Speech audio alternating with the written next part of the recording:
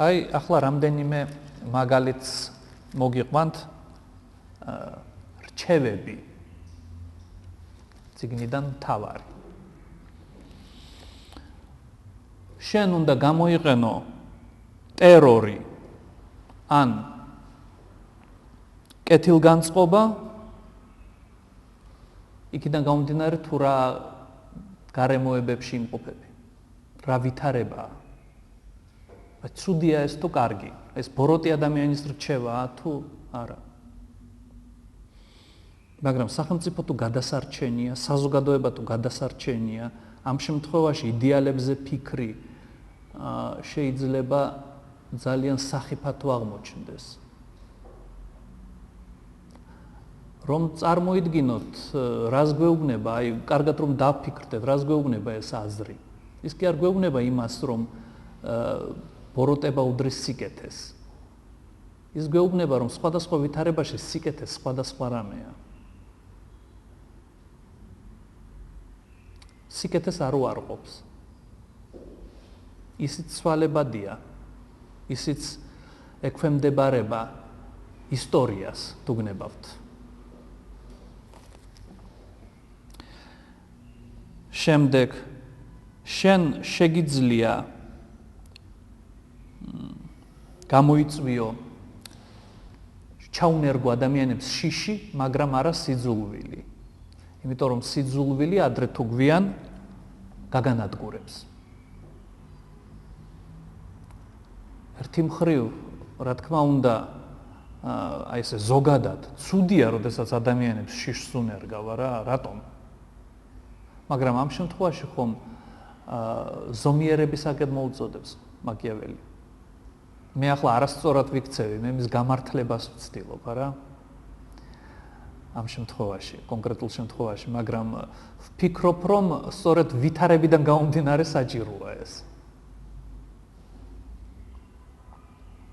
შემდეგ ადამიანები უნდა იყვნენ მუდმივ სიღარიბესა და განუწყვეტელ ომში. ხო, ეს მუდმივი სიღარიბე, ეს არ ნიშნავს რაღაც განსაკუთრებულ სიღატაკეს. ეს ნიშნავს იმას, რომ ყოველთვის უნდა გქონდეს რაღაც წინ მისაღწევი, იმიტომ რომ ეს არის შენი სტიმული. იმიტომ რომ რომი სწორედ იმან დაანგრია, რომ ადამიანებმა სიცოცხლის წყურვილი დაკარგეს, იმის წყალობით, რომ ყველაფერი ჰქონდათ, რისი წარმოდგენაც შეეძლოთ. ერთ-ერთი მიზეზი ესეც იყო, ფსიქოლოგიური შინაგანი მიზეზი რომის იმპერიის დაცემისა. მეორე მხრივ, რაც შეეხება მუდმივ ომს, ესეც მაკიაველის დროიდან გამომდინარეობს, რომელსაც მაკიაველი უფრო გავს, ვიდრე თავის საკუთარ წინაპრებს, არა? ეს დრო კი ასეთია, რომ ჩვენ მაგალითად იდეალი გვაქვს ასეთი რაინდობის იდეალი. შეიძლება სასკოლო თხზულებებიც კი დაგიწერიათ რაინდობა ვეფხისტყაოსანში, მეგობრობა ვეფხისტყაოსანში.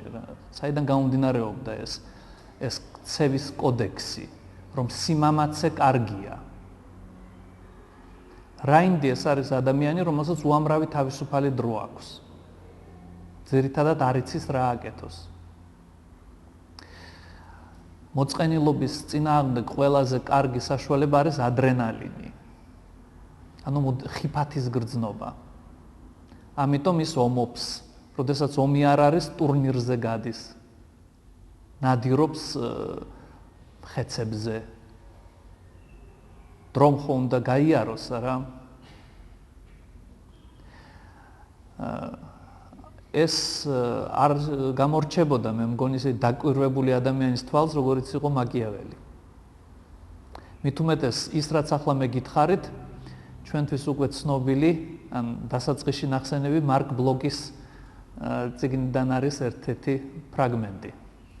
როდესაც ის აღწერს სწორედ აი ამ რაინდული იდეალის წარმოშობას, მოწყენილობამ შექმნა რაინდი როგორც ასეთი. სიმამაცეზე როგორც სიკეთეზე წარმოდგენა.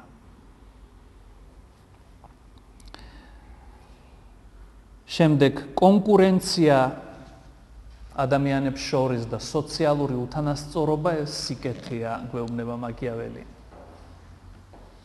რატომ?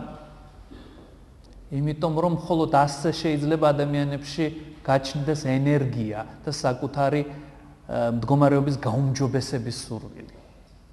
გაივლის საუკუნეები და იგივეს დაწერს მაგალითად ფრიდრიხ ფონ ჰაიეკი, რომელიც გვეტყვის, რომ კონკურენცია გაცილებით უფრო სასარგებლოა საზოგადოებაში ვიდრე თანამშრომლობა, იმიტომ რომ თანამშრომლობა შესაძლებელი არის მხოლოდ ვიწრო კოლექტივში. კონკურენცია კი საერთოდ საზოგადოებაში. შენი თანამშრომელი შეიძლება იყოს ის მხოლოდ ვისაც იცნობ. შენი მეტოქე კი შეიძლება უცნობიც. უფრო საყოველთაოა, უფრო მნიშვნელოვანია. როგორც ხედავთ, მაკიაველი თვითონ ვერ ატყობს იმას, თუ რა დასკვნებამდე მიდის. არ აქვს უნარი, რომ საკუთარი კონკრეტული დასკვნები შეაფასოს ან განაზოგადოს. მას ეს არც სჭირდება. ეს არ არის მისი მიზანი. ყველაფერთან ერთად ძალიან მოკრძალებული ადამიანი იყო.